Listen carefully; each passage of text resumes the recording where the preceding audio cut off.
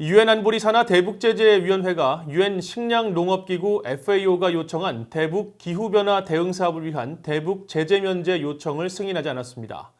유엔 녹색기후기금이 지원할 약 75만 달러 규모의 사업인데 이런 지원이 북한 주민이 아니라 북한 관료를 위한 것이라는 게 승인 거부의 주요 원인인 것으로 알려졌습니다.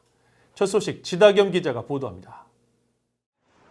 유엔 식량농업기구 FAO는 대북제재위원회에 기후변화 대응 사업에 대한 제재 면제를 요청했는데 지난 22일 대북제재위원회가 이에 대한 제재 면제를 승인하지 않았다고 VOA에 밝혔습니다.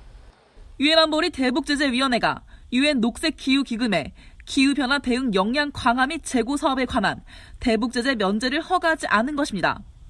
제재 면제 승인이 거부된 이유는 밝히지 않았는데 이와 관련해 미국이 제재 면제 승인을 반대한 것으로 알려졌습니다. 22일 블룸버그 통신 보도에 따르면 미국은 이번 면제 승인 요청이 인도주의 사업 제재 면제 요건에 미달했다고 판단했으며 그 이유 중 하나로 훈련 제공을 지목했습니다. 미국은 유엔 안보리 회원국에 보낸 서한을 통해 이번 요청은 북한의 민간인을 위한 지원보다는 북한의 정부 부처와 학술기관, 연구기관에 대한 폭넓은 조직훈련과 기타 관료적 지원을 기술하고 있다고 밝혔다는 것입니다. 식량농업기구 FAO는 이번 요청에 포함된 능력 배양 사업은 기후변화 대응 관련 국가기관의 역량 강화와 이를 위한 훈련의 중요한 요소라고 설명했습니다. 또 유엔 안보리 결의를 완전히 준수하면서 모든 유엔 회원국의 요청에 최선을 다해 대응할 것이라면서 제재 면제 요청 거부 사례가 이번이 처음이 아니라고 밝혔습니다.